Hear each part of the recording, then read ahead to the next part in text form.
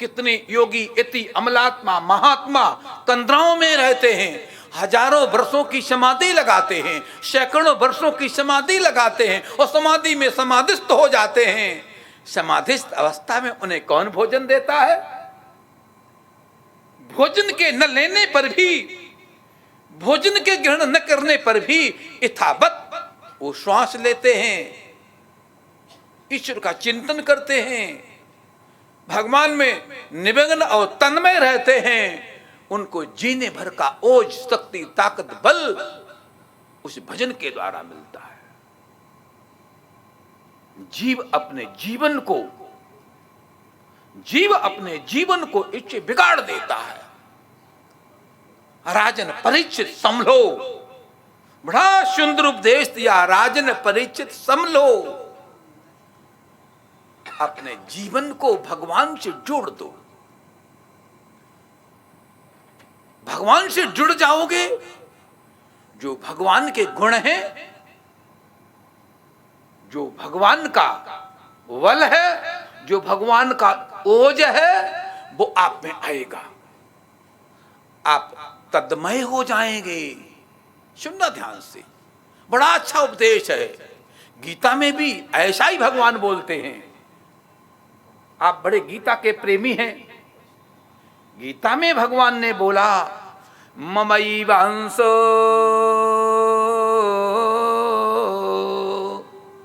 जीवलोके जीवभूता सनातना। ममैवांसो जीवलोके जीवभूत सनातना। ममैवांश, अरे जीव, तू मेरा ही तो अंश है, तू मेरा ही तो स्वरूप है। ध्यान देना, अपने को आप संसारी ना समझो। भगवान कहते तू मेरा ही तो स्वरूप है। मवैवांशो जीवलोके जीव भूषा सनातना।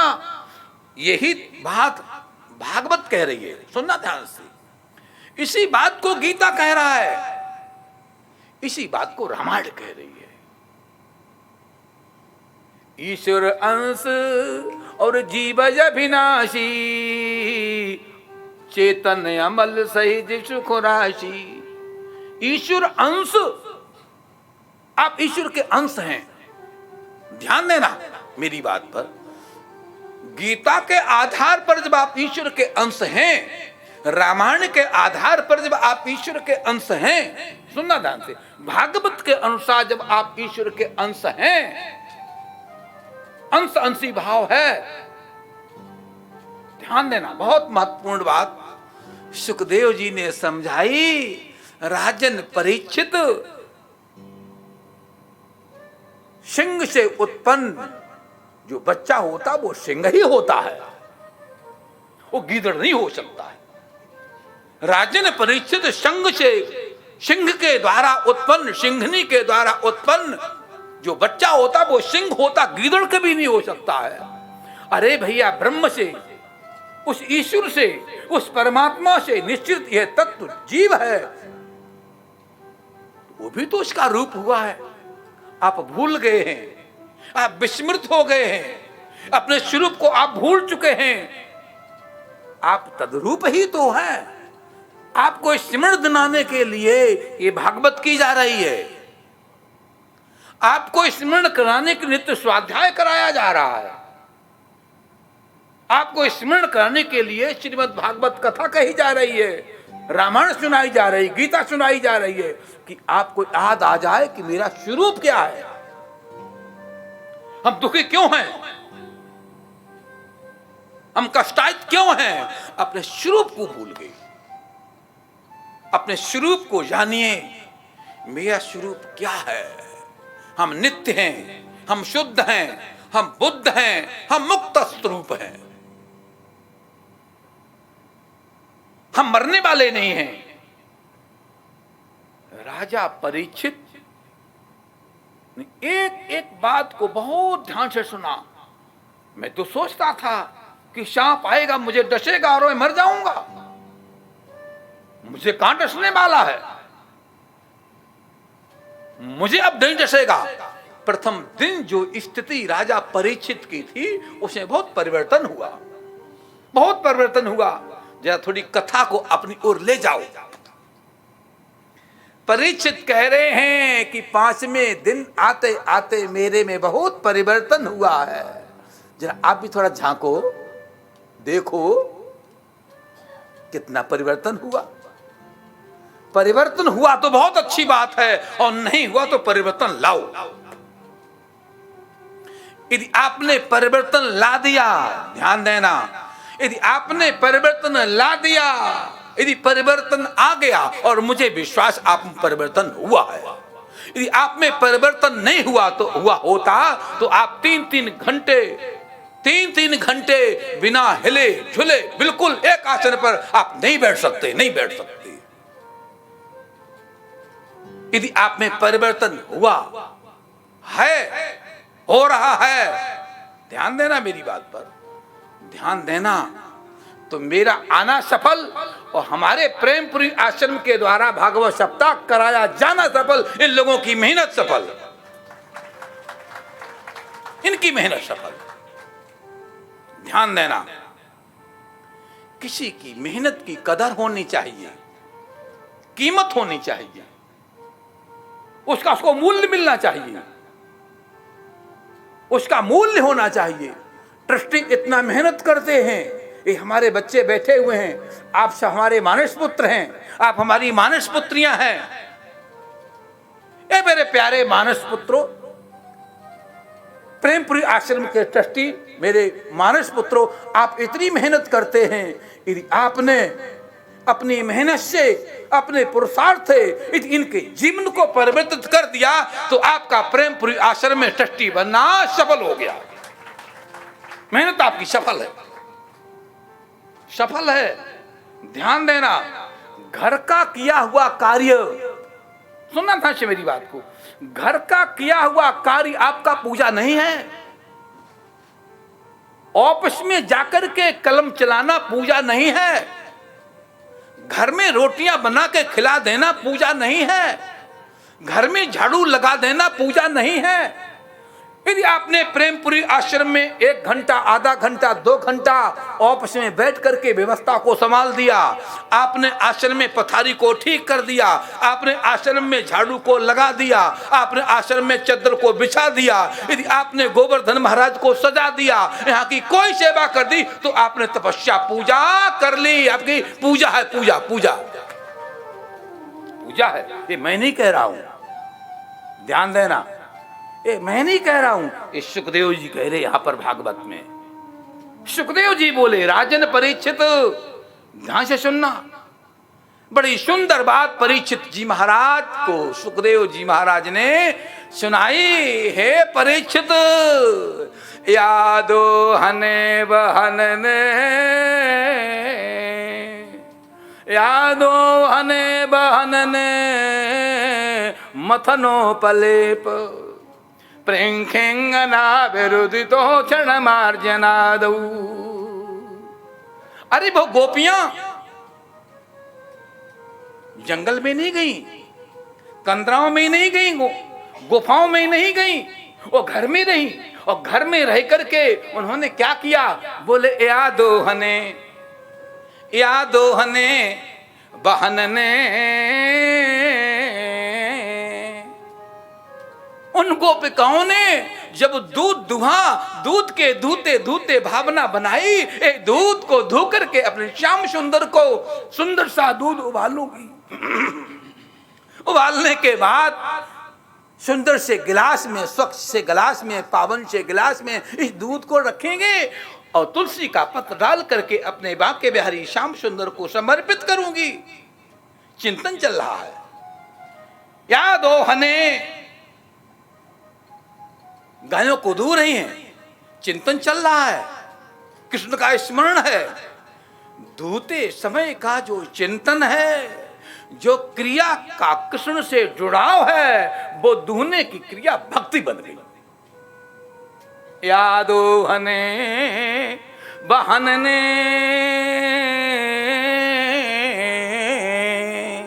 हाथ में मूसल को लिया है, मूसल को लेकर गोपिकाएं धान कूट रही हैं।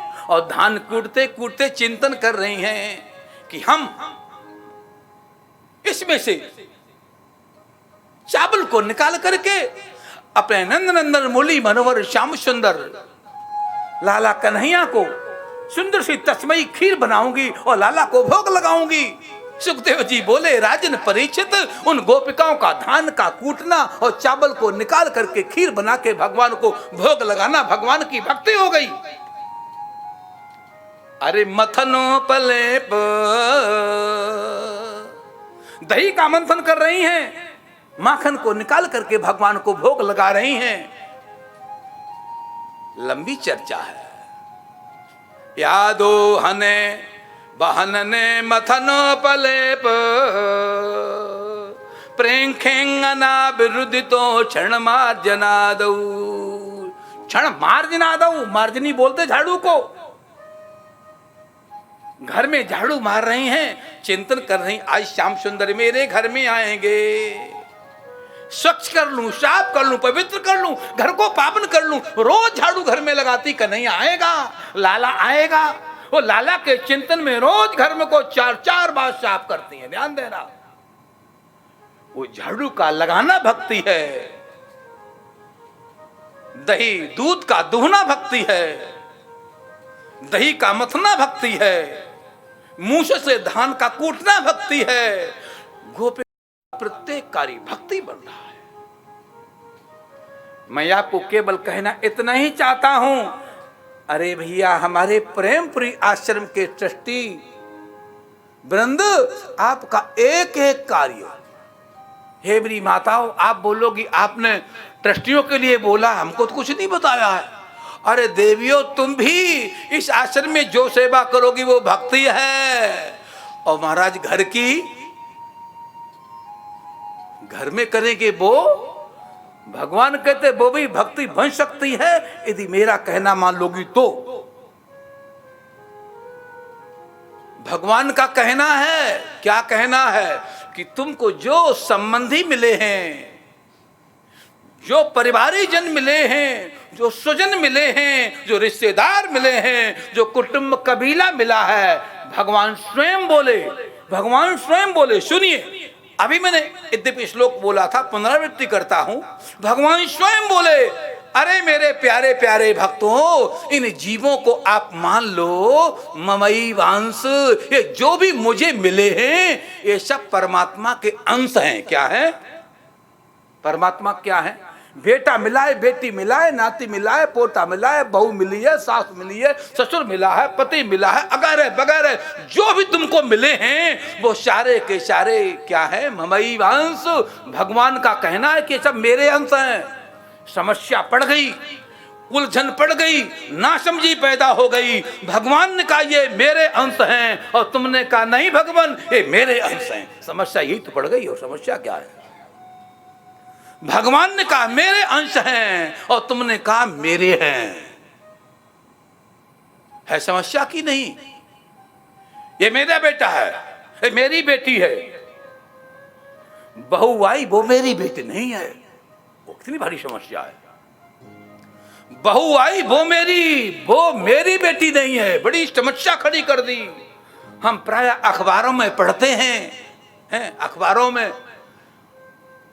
अखबार मैंने पढ़ा, उसमें लिखा था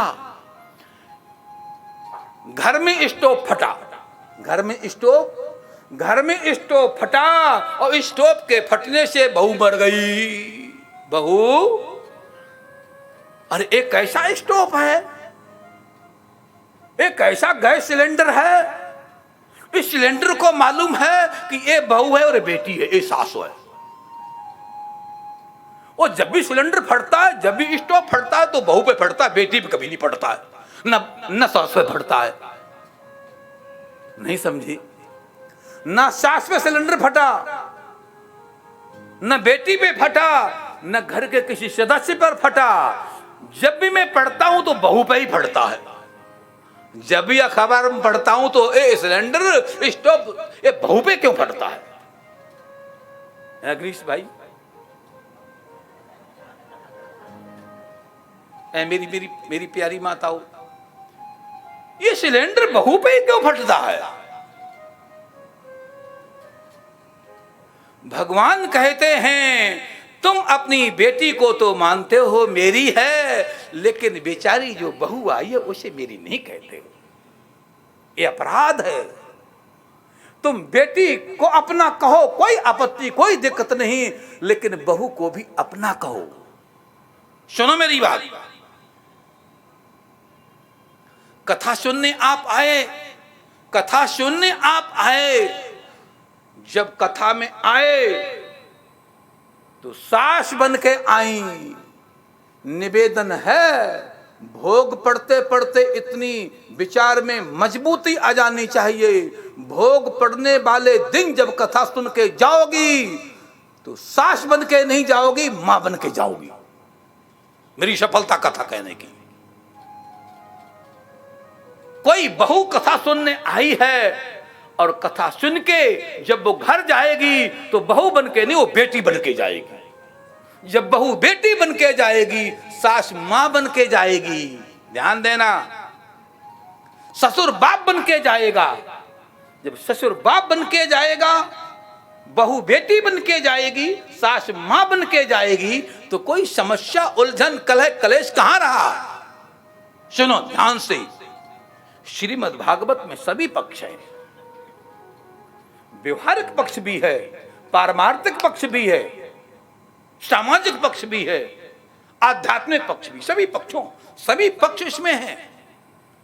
अब कौन किस दृष्टि से इसको देखता है, वो उसका अपना चिंतन है, अपनी सोच है, किस चिंतन से देखता है। श्रीमद् भागवत में सभी पक्ष हैं। सुनो ध्यान से, प्रेम से बात को सुनो, बड़ी सुंदर बात है। परीक्षित महाराज ने विवेचन किया, राजन सावधान,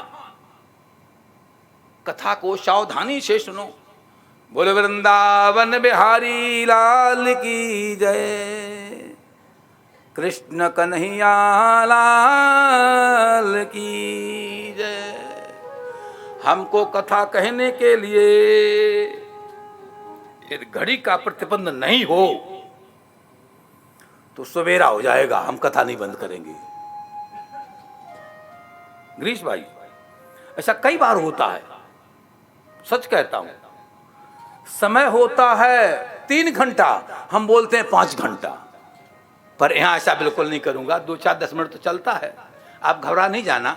हमारे गिरीश भाई ने कहा, प्रकाश भाई, राजेश भाई, इन लोगों ने बोला, सोलंकी सब लोग हमसे बोले, महाराज जी यहां बड़ी समस्या है समय की। एक बड़ी अच्छी बात कही, अखंडानंद जी महाराज की याद दिलाई भक्तों ने। बोले महाराज जी बैठे हैं हमारे सामने, महाराज जी, स्वामी जी बोले ये बंबई के लोग कम वक्त हैं। क्या बोले? ये कम वक्त है। अरे इनके पास वक्त कहां है, इनके पास वक्त कम है, वक्त कम है। तो ये कम वक्त है। कैसे हैं?